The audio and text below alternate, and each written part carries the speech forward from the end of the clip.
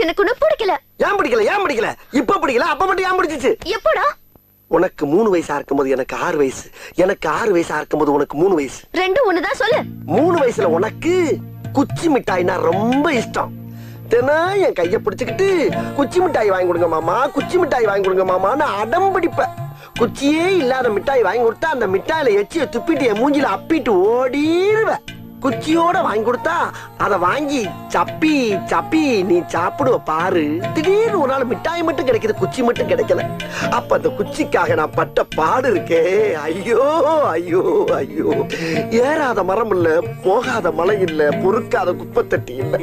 அப்ப நான் பட்ட வேதனை இருக்கே, அந்த வேதனை யாரு வேணாலும் மறக்கலாம், நீ மறக்கலாம். மாத்தி